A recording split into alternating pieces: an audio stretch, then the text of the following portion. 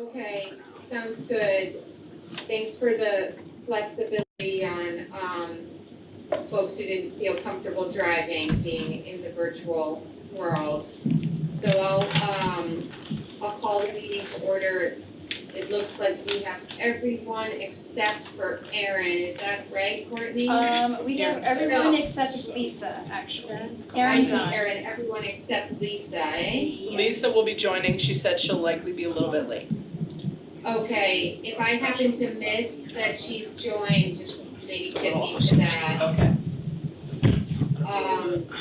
So, first we have our consent agenda. We have a set of prior minutes from the March 6th meeting. We have a number of policy reads. Any discussion or questions about those?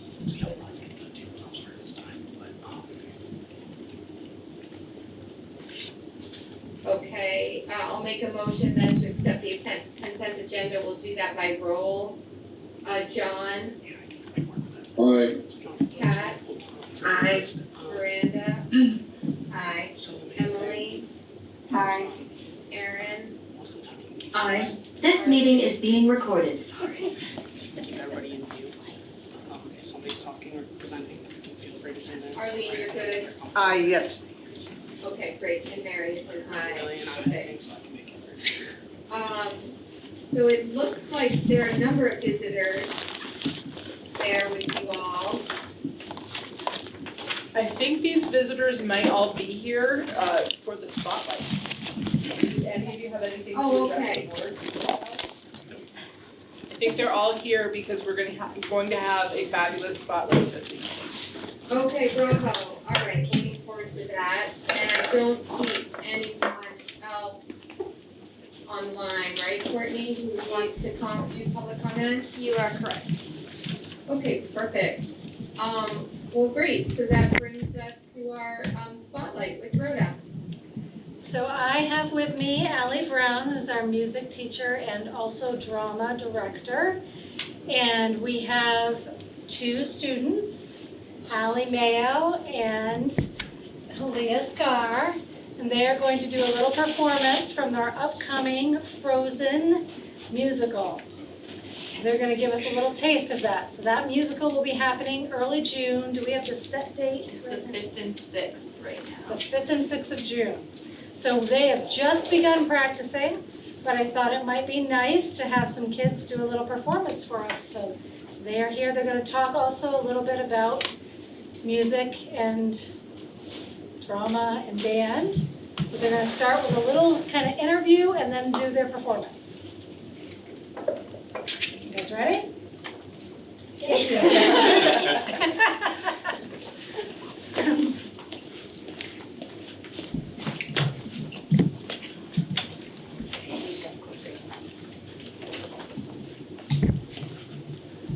want you guys to speak first, okay? Speak first. You can look right at us.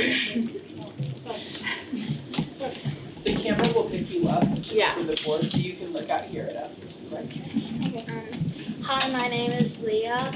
I'm in 6th grade and I will be playing Anna in the Frozen musical. Hi, my name is Allie and I'm in 6th grade and I love music. I have been in chorus, band, general music, and drama for 3 years. And I've played The Wizard of Oz for my first year, Willy Wonka for my 2nd year, and Frozen for my 3rd this year. And I feel like these programs have just helped me build self-confidence and new friendships. And I feel like I get to express myself and show love for my music, for the music. I've been doing drama for the past 3 years as well, and I have been in the Willy Wonka play, the Wizard of Oz, the Willy Wonka play, then the Frozen play. I played Charlie in the Willy Wonka play, and in the Wizard of Oz I was actually Munchkin.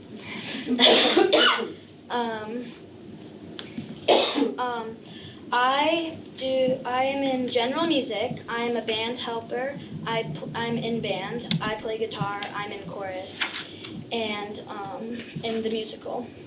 I'm always looking forward to go to school to be in the music program because again with Allie, we've built friendships and confidence throughout the whole school year so far. So And Allie, who are you playing as today? Oh, I'm playing Hans. Sorry. Alright. Do you want to? yes. Yep. Wait, where's your other ones? We only need one. Okay, great. Oh. Elsa, Hello again. Hans. You look upset. Are you okay? Long story. Elsa just left me alone again, like she did for years. I'm so sorry. It's okay. I'm used to it. She stopped talking to me when we were little. Why would you do that? I don't know. I can never figure out what I did. I spent a lot alone as a kid too. But you have 12 older brothers. Yeah, but if they weren't humiliating me, they were just ignoring me. It's not gonna be like that when I have a family. Me neither. No one will ever be shut out. Oh, Anna, I can never shut you out. Step up a little because there's a bag right behind you.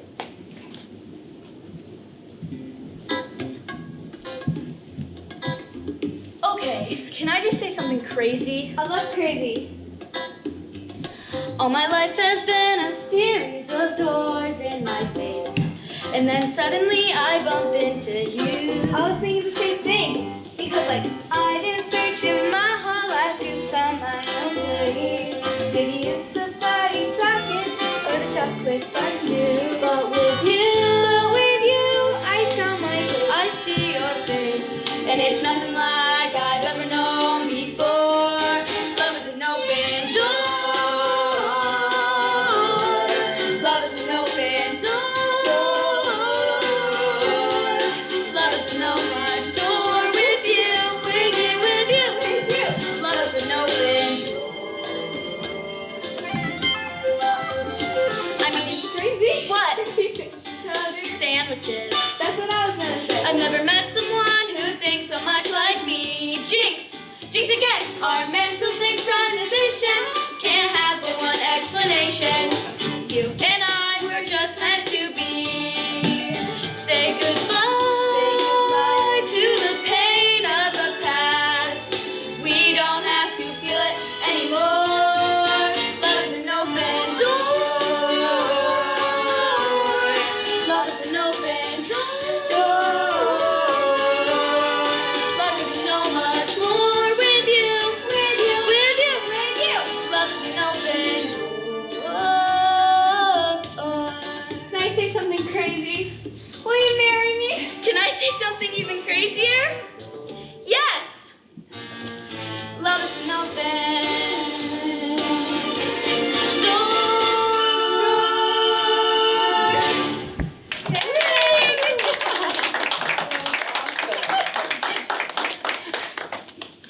Yeah, we just started like a couple weeks ago, so they were pretty nervous, but you did so good. Good job. Amazing. I could not tell you were nervous at all. You did a fabulous job. I can't wait to see your full performance. Thank you. Thank you. Thank you so much for doing that. That's my spotlight. Fantastic spotlight, Jessica. Oh, I love that so much. Thank you all. You're welcome. I'm gonna go because I gotta commute too. So. Yeah. You guys, Have a thanks. great night. Thank you so much. Thank you. That was Rhoda, really you'll great. have to make sure everyone knows when the performance is Yes. in the spring. That's They do a great marvelous. job. Yeah, I love it. It's so special. Thanks so much. All right, so moving on, we've got our financial business report. Morgan, you're up. So I also have a song for you. I actually don't have any action items for you. We've seen a draft of the FY23 SU audit, but I don't have we haven't seen a draft of the NMV audit yet, so maybe your May meeting will have that. And then I'm available to answer any questions you have, and we can go over this in Lynn's section as well, around prepping for the revote.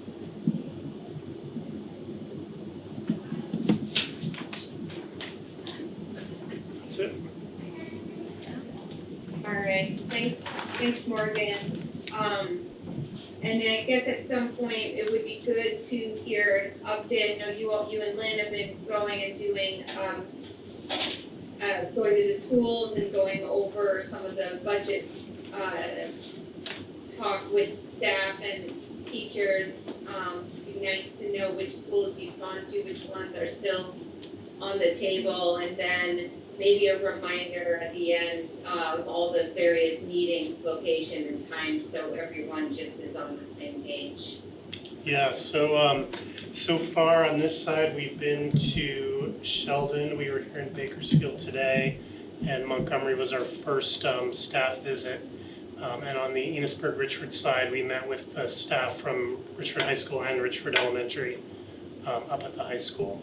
So we've got Berkshire coming up and the Enosburg schools coming up in terms of staff meetings, and then all of the community meetings are still in the future. Yeah. We also have one other at our central office for anyone who missed anything in the schools. I think those meetings are going well. Our staff, it's been pretty well attended in each of the buildings. There have been some really great questions, and just like we've seen when people come out to informational meetings, they tend to come in with a lot of questions and leave really understanding how FNESU schools are in a different context. Our situation is not the same as the statewide narrative, and I think that really kind of shines through at the end of these meetings. You can see the deep understanding. So I think it's been going pretty well. I am struggling to get to internet, so I'm going to ask Courtney or Morgan, I don't know if either of you can get to it, just communicate about what meetings we have coming up. At least I can't put my hand on that really quickly. Yep, I got it down. Okay, so next week, we have the Enosburg-Richford regular meeting next week, but then the informational meetings is Saturday the 13th is at Berkshire Elementary School at 10 o'clock in the morning. Monday the 15th is another NMV meeting, and that is at Sheldon at 6:30. And Berkshire staff is on Wednesday the 17th. And then on the 24th is another NMV informational meeting, and that one is here in Bakersfield. And then on the 29th is our final NMV informational meeting, and that's at 6:30 in Montgomery Elementary School. The other thing that I will say about that in terms of just prepping for the revote, I think each of you now has a voter checklist, correct, that went up to them. And we sent out talking points along with visuals to all principals and to all board members. So I think, the best way we can approach this work is to try to have conversations with people in our communities. And I hope that you'll find the tools, the talking points, and the visuals that we sent out helpful, because I do think when people hear the context, they're much more likely to go out and to vote. And it would just be really great if each person could commit to having 5 or 10 conversations between now and the budget vote. And if each one of us could do that, that would, I think, really kind of propel us over the line. Lynn, I don't think Lynn, did you send that one out today for the list? Did they not get it? We will, if it didn't, we'll go back and look. If it did not go out, we'll make sure that you get that tomorrow. Your talking points, I think, went out today, so you should have all of that. So we did have the hard copies at our last NMV meeting, and if I remember right, I think that meeting went pretty long, and we talked about looking at hard copies tonight. Almost all the board members are virtual because of the weather for this meeting, so I'm wondering if maybe Emily and Miranda could have a conversation offline when you get that, the voter checklist, and say, here are the 5, 10, 15 people that I'm gonna go try to have a conversation with and try to answer questions and and maybe Miranda could pick some others, and if you want to key Terry Sue into that, it might be helpful. And the same for Kat and Mary and Aaron and Arlene, and then John and Lisa, if you could just have those conversations about who can you on that voter checklist have conversations with. We have had, we're going to be producing some short videos next week with some of the high leverage talking points from our presentation, 3 to 5 minutes, and we're going to be putting those clips out on social media. We'll be sending those to families. We'll be posting those we'll be posting links to them on Front Porch Forum, and we'll continue there's paper information that will continue to come out as well. So we're trying all the avenues in terms of getting communication out. So hopefully if you're making connections with people, you also encourage them to come to one of the many informational sessions that are scheduled. Anything you want to add, Board? Nope, I'm gonna send the checklist out now rather than see if I'd send them out individually. Okay. Sounds great. And Lynn, we're sending out mailers again, the one-page cards with the updated details.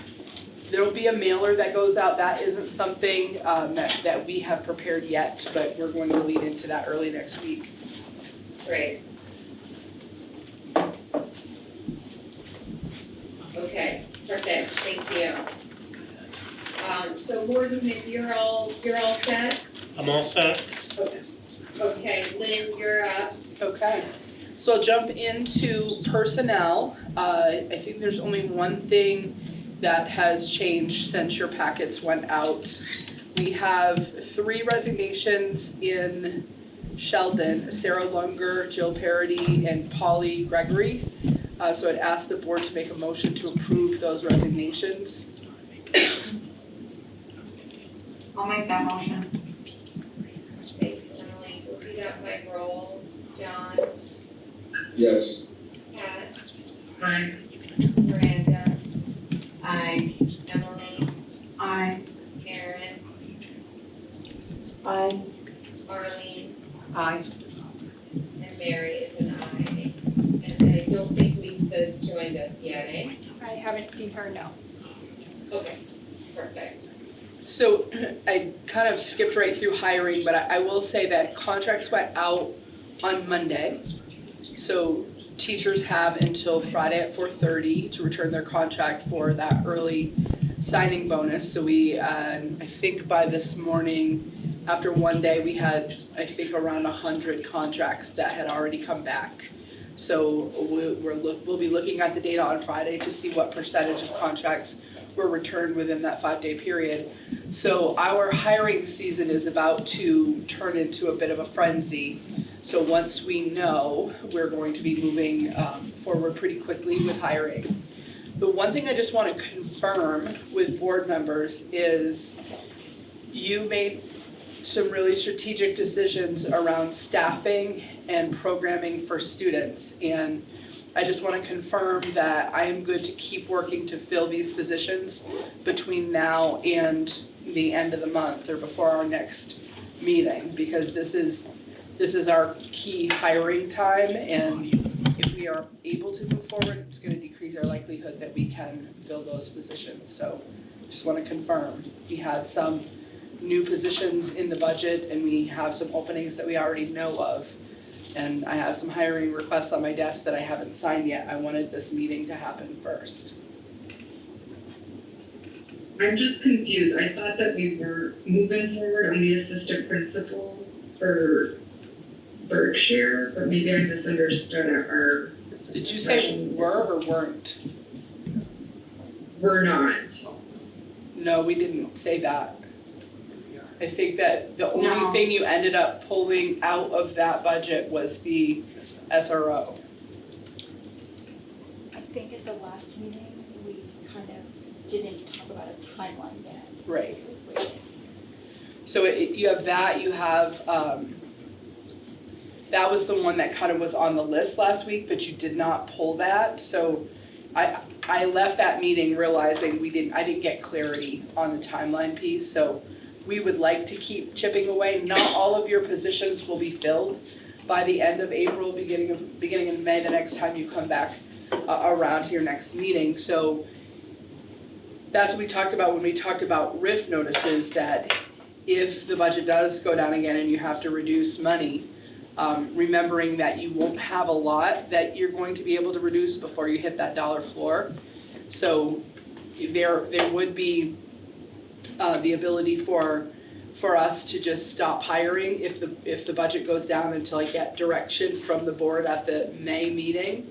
And that might mean that we would have to shuffle people into different positions within the district if we had to go without some of those unfilled positions. And the union and the staff are all aware of that piece. Does that make sense, Kat? Lynn, I have a So question. Lynn, it's, but it's hard to predict how many unfilled positions will still exist by May 1st, correct, right? So what happens if the budget does not pass? That's our only leverage point, are gonna be those remaining unfilled positions, correct? It wouldn't be the only thing. There are some things that you could look at, but the reality, I just kind of want to make sure I say this again.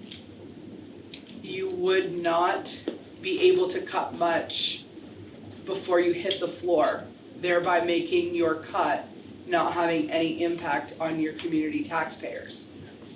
So I don't think that we have to hold a hard line on hiring for a bunch of positions where we're going to lose good candidates. Those contracts, if people are still looking, which we know there are people looking right now who don't intend to sign by Friday, they have until the 15th of April to sign their contracts, and then they have until the 30th of April if they ask for an extension. I already have one extension request that I'm aware of within this district. So I know we won't have all of the positions filled by the 1st of May. So I have a question. And I'm just curious, Morgan, I think this is kind of more of a question for you. Have you done any calculations that show what that number is that we would, before, kind of cutting out of the budget before we hit that dollar floor? Like how much it is, how many positions hypothetically it would comprise that? So I don't have anything specific for you because it's also impacted by the yield and where the yield is set. So you could pass this budget and we think it's going to be around $1.05 for a district rate. And if the yield goes up significantly in the next month, you could be below the dollar floor even with this budget. I'll tell you that the numbers that we used last month, which were roughly $200,000 in expenses equals a penny, and I think it was $90 on the yield equals a penny. Any combination of those two will push your tax rate down or up by that amount. Yeah. The question I had is, if we hire these people, they're guaranteed whether our contract goes down or not, a position, correct? The The open open positions positions. part? Yes, if we offer them a contract and they sign. Yes. I'm not sure if I'm allowed to ask this or get an answer, but then did Ally Brown offer her full contract, or had she offered a 4-day contract at this point? A full contract. Okay. So it's the same thing? Right. Okay.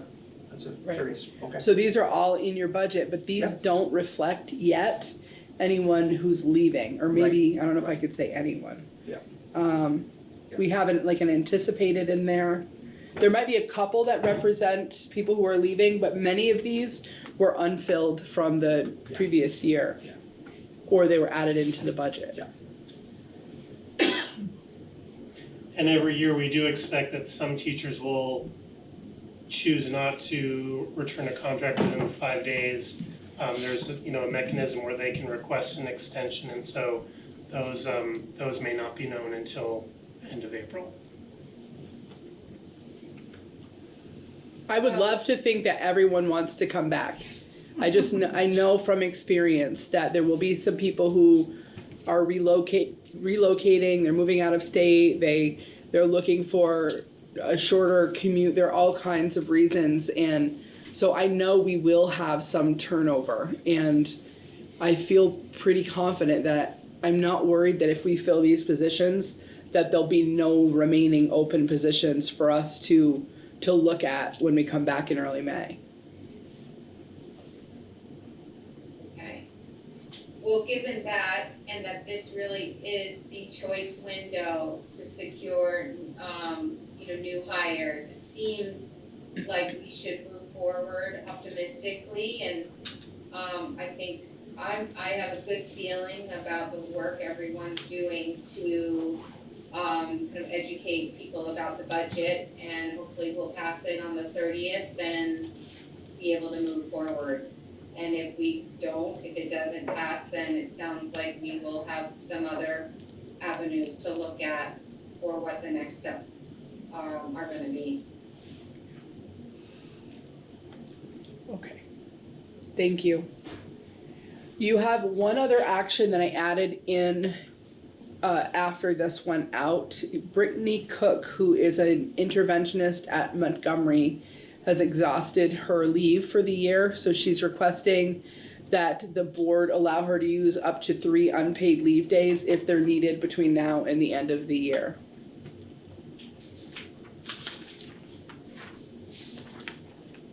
I'll make that motion. Any discussion from the board about that?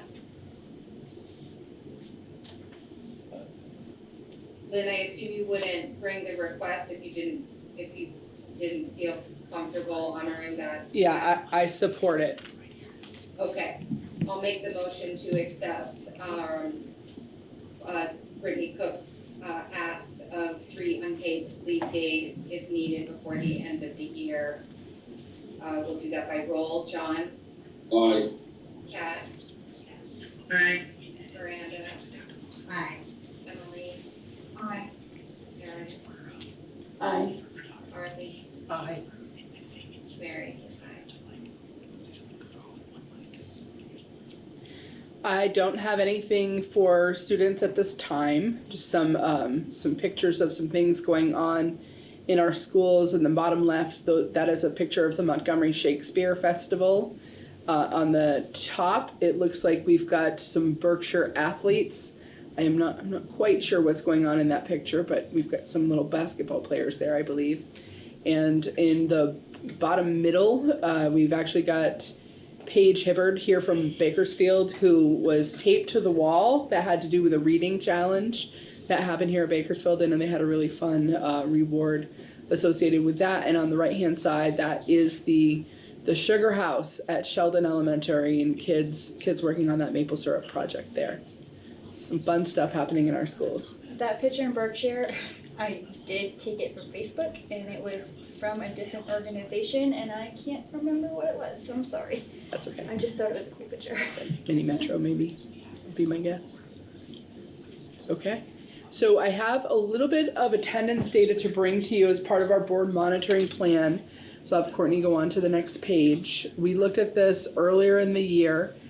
Here are some updated data in terms of where we are with our attendance rates right now. And you can see where those rates are across the board for your 4 schools. And then the next one that takes a look at what is the attendance data across your grade levels, and that commingles all 4 of your schools together.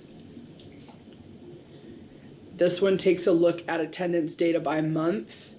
It looks like we are seeing an uptick in attendance it looks like we had a slide down in January and February, going back up in March. On April 3rd, we're holding strong with some really solid attendance data for the last 2 days, or 3 days. And then this is data that represents attendance by ethnicity across the district. And then the final is attendance by gender. And that is it in terms of attendance. Any questions on the attendance piece? Okay. And I have a question. The coordinators, the kind of family engagement coordinators, that's part of their role, correct? When they identify maybe a kiddo who's not attending school as often as they ought to, and kind of pulling in the family and having those discussions and trying to problem solve around it. I assume that's Yes. when students are identified, that kind of problem solving is part of the conversation. Yes, it's really different than it historically has been in terms of interventions related to attendance. Years ago, it used to be that you had a truancy officer that went out in a really kind of punitive way. And we have family engagement specialists who try to work with students and families to identify what's the root cause of why the student is struggling to come to school, or why the family is struggling to get the child to come to school. So they do some work with that family and with that student. They create attendance plans.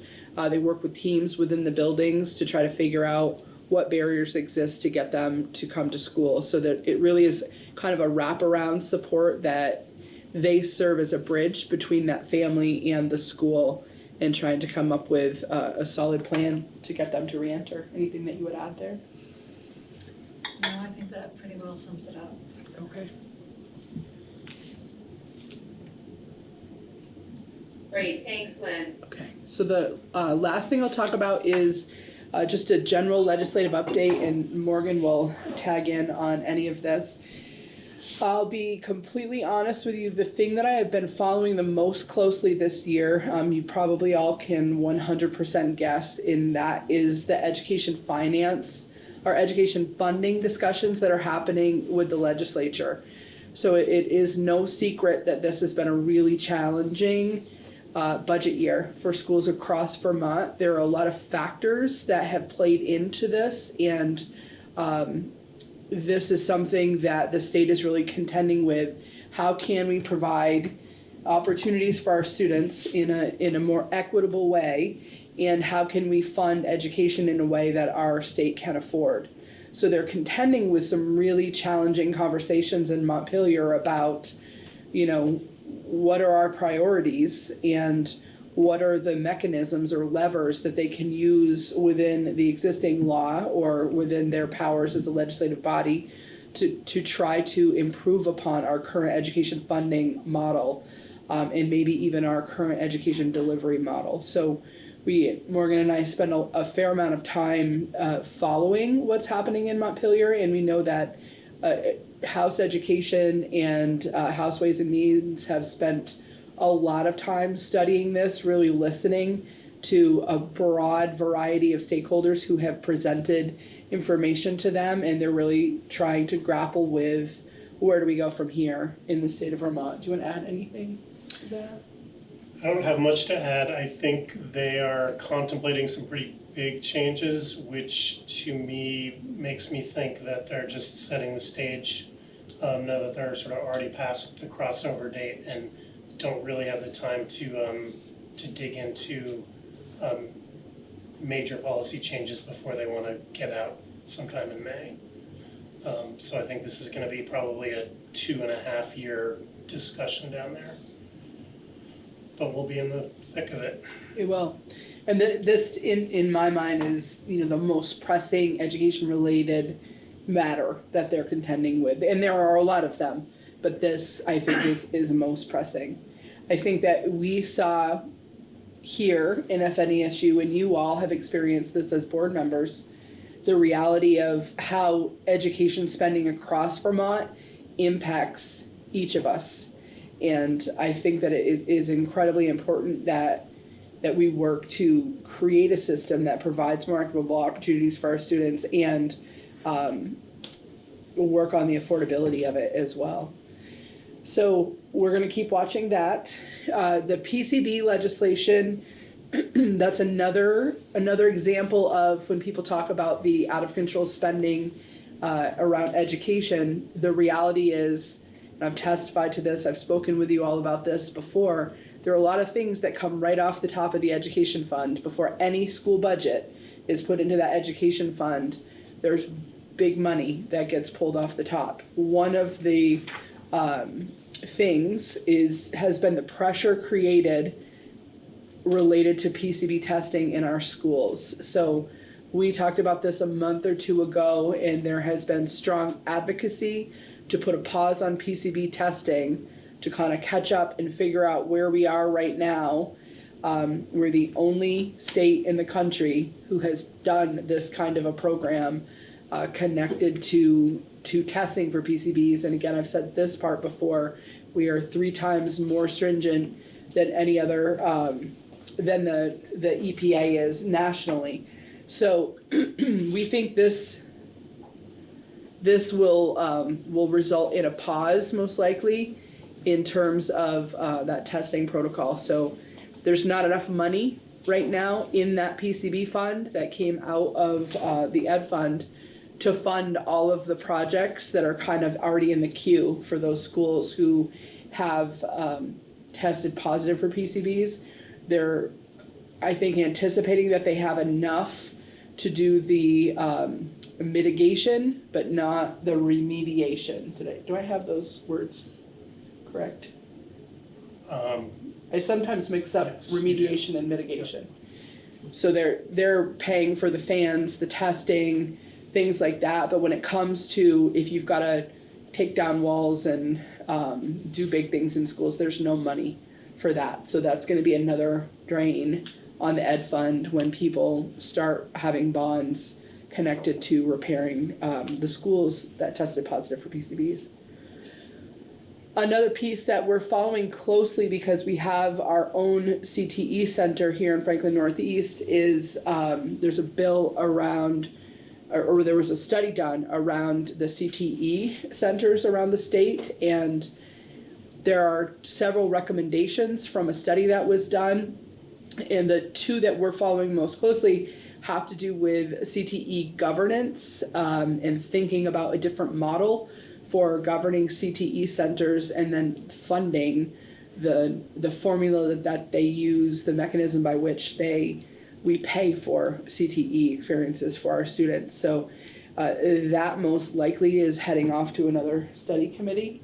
But it is something that is meaningful for us, and we're going to continue to watch that. I think we all know that CTE is something that is a priority for our governor, and a lot of funding has been earmarked under his administration towards CTE centers, and CTE structures in the state are pretty varied. There are some CTE centers that serve 10, 12, 13 supervisory unions or districts, so students have a hard time getting a spot in some of those places. There are some communities that have their own tech center district, so they're kind of like this. The tech center director is also considered a superintendent. There are 4 of those in the state. They're pretty large. And then you have CTE centers like ours. Ours is more rare, where we really primarily serve our students from our 2 high schools, although we do have some tuition students from Fairfax and Missisquoi and Maple Run.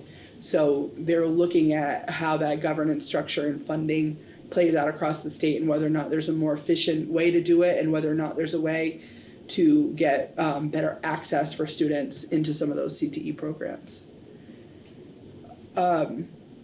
Construction aid, another part of the ed funding piece that keeps coming up, is we have more than 20 years now with no construction aid in the state of Vermont, and we have hundreds of millions of dollars of deferred maintenance in our public schools. So that we're not really sure where that's going. I definitely don't think there's going to be any movement on that this year, but it continues to be a topic that people know needs to be addressed.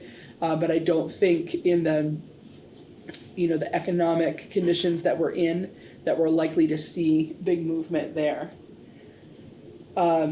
Another another bill that is most likely to move through is right now you have the ability as a board to have either a fully in-person board meeting or a fully virtual board meeting or a hybrid board meeting. And that is something that you were allowed to do as a result of changes that happened during COVID. So the new bill that is going through would require you to have hybrid board meetings. So it would mean you're always going to need a physical location, and you're always going to need a Zoom access or some sort of remote access. So that's likely to move through.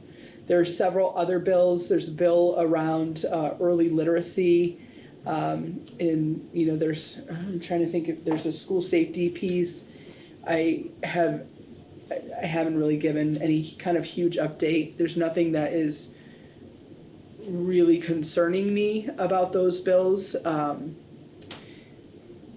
The literacy bill, I think that there are some pieces in it that I've been watching carefully around, the shifts in the direction that we're going with literacy. I mostly support those shifts. There are some things around professional learning that I'm watching just in terms of manageability.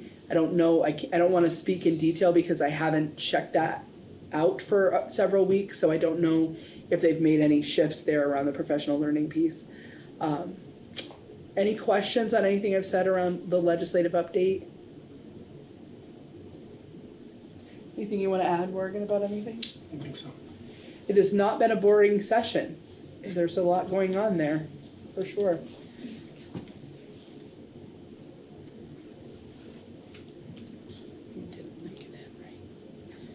So I just wanted to tip the board that at our last FNESU meeting, the FNESU board approved the 24-25 school calendar. One thing that I want to say about that calendar is we're required by statute to have a common regional calendar, so we have to have 175 common days that superintendents plan together. You have to have that within each region, and then we try to get closer by county. But then we have the ability to ask for waivers, so our calendars end up in the end being different because we're allowed to have waivers. Since COVID, and since we have struggled with hiring staff, including substitute teachers, we have, but I do want to share that. We have really struggled. So for example, we had a day, I'm trying to think, what's Indigenous Peoples Day in the fall where we had it off, but our surrounding neighbors all had school.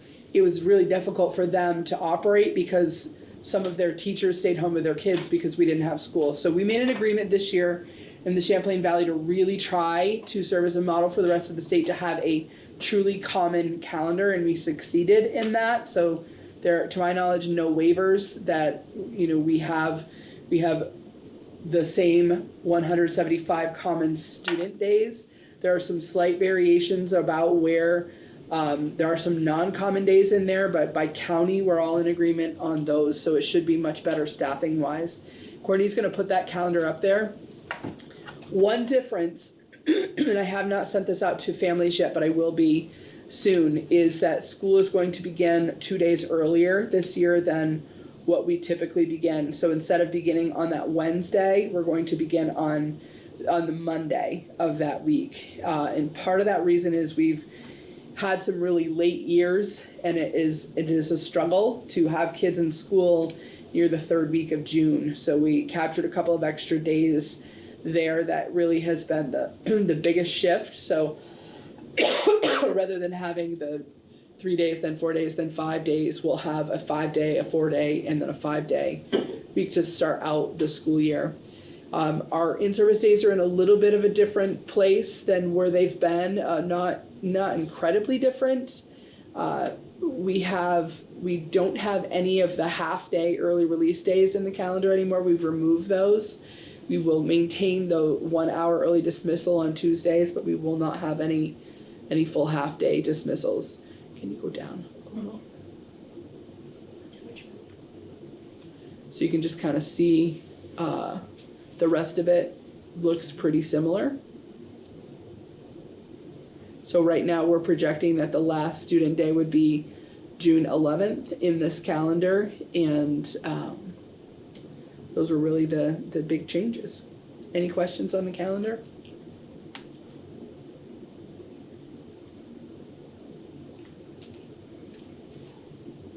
Okay. And that is all I have.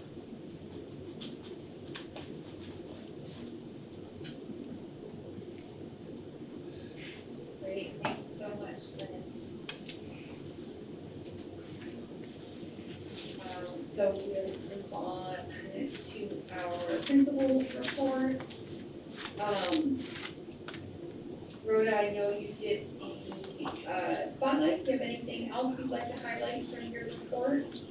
I was just gonna make a comment about that picture that Lynn showed, and there's also one in my report of paged, duct taped to the wall, so that was just a real fun way to get kids interested in reading.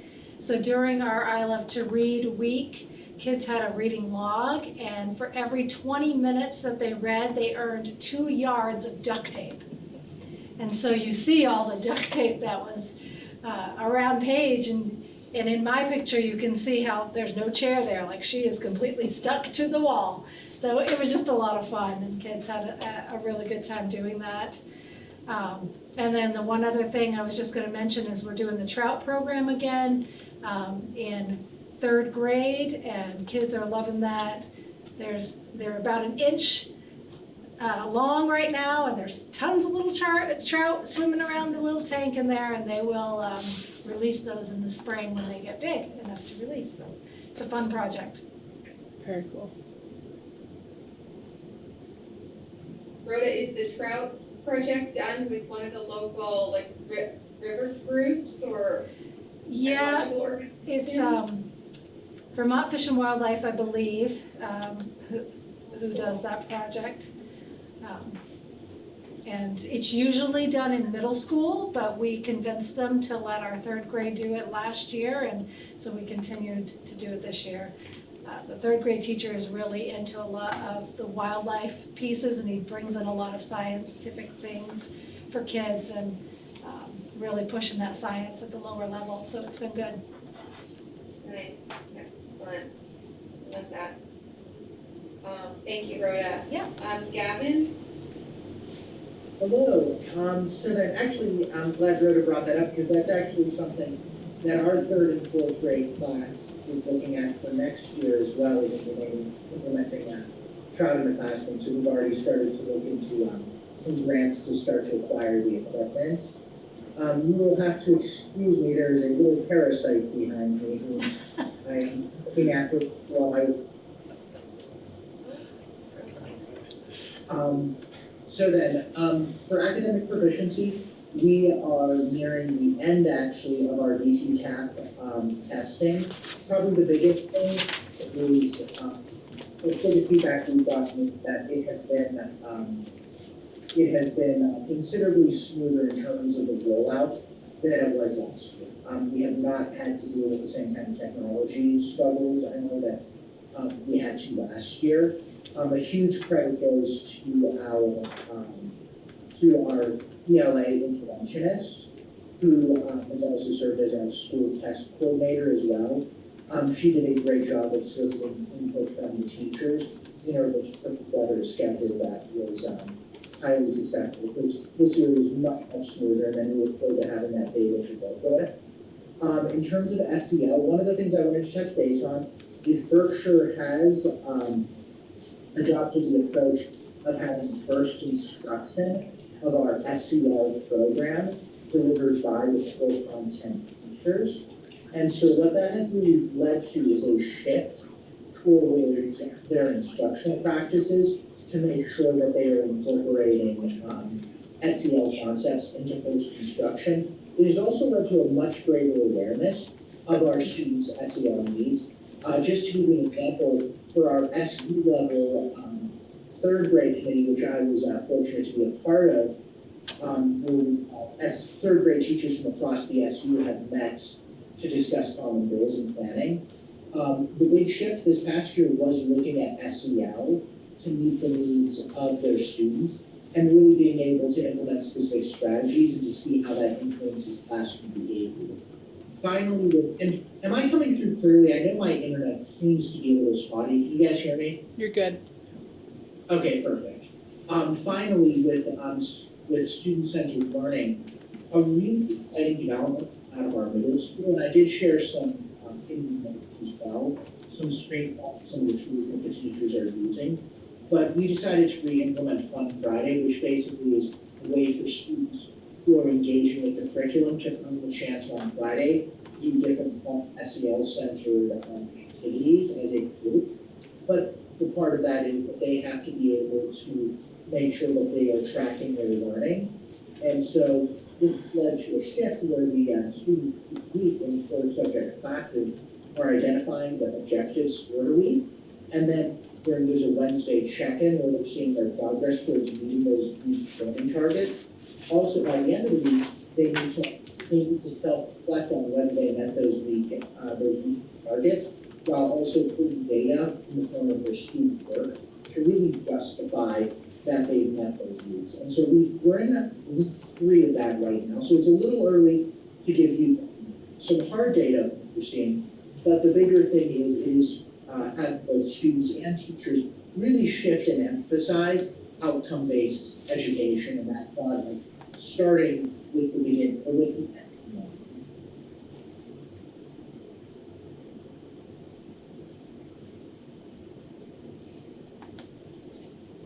Thanks, Gavin. Anything else you'd like to share? Good? At this time, that is it. Like I said, there are a couple of initiatives we're really excited about. Our leadership team and our teachers, we really started to have discussions about next year, just in terms of academics, but also we're starting to really talk about things like campus culture and ways to really build inclusivity and diversity, or appreciation of diversity on campus as well. We've already started to have some of those initial conversations as well. And once again, it's not necessarily starting from square one, but rather building on to what we started this year and really starting to put the systems and really finessing those so that we can start next year building on where we end up. Great. Thank you so much, Gavin. Sandy? Well, I guess I feel like I would like to recognize and thank publicly Susie Collins, our middle school humanities ELA teacher, for her role in our Shakespeare performance. It was her 30th year of Shakespeare, which is just unbelievable. And the quality of the performance, the number of students that were included, it was the youngest cast that she's ever had, a majority of 4th and 5th graders, sprinkling of middle school students, and 1 3rd grader actually. So it was just, and I say to everybody, like, I had nothing to do with it, but I am super proud. So gives me goosebumps to talk about it. So I just wanted to publicly thank Susie for all her work and her dedication.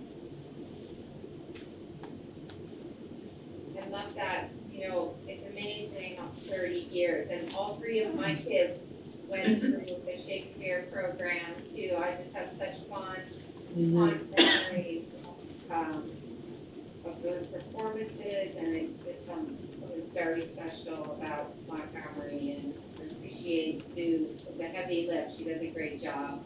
It is, and for the first time, she's, well, maybe the second time, she's had some other support from some other adults and so forth in the building, and it's been nice because our 3rd grade teacher, who's fairly new, it's her 3rd year, Katie Belval, helped out with her and was there for a majority of the rehearsals. Melissa Haberman, our art teacher, worked on set design, so the sets were just outstanding. And Marty Coda was there as our tech guy, so he was very helpful. So there was a lot of participation. Bravo, love it. Thanks, Sandy. Sure. And Carrie Sue, would you like to highlight from your board report? Sure, yeah. Well, Saturday is our first annual Blake Cornhole tournament. So anyone interested, the link is on our social media page, and it's one of our, and we had a late start on fundraising for the 8th grade trip this year. So we've been kind of trying to get very busy doing our 8th grade fundraisers right now. We just did a open house for our Sugar Shack last weekend with a barbecue and everything, and raised quite a bit of money for their trip.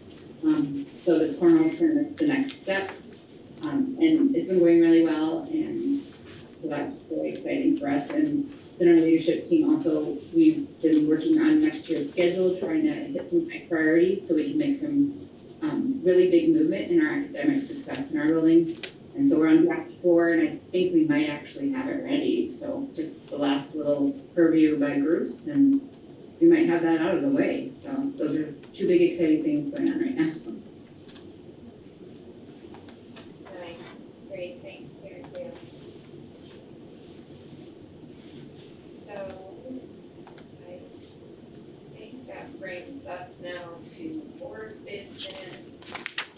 I know we're, we have a mention of teacher and staff appreciation, and Erin and I are working on it, and we're close to finalizing everything. So I don't have an update tonight, but as soon as I do, I'll send out an email to everyone about where we landed with the teacher and staff appreciation. It's forthcoming, we're close. Any future agenda items that people would like to mention now?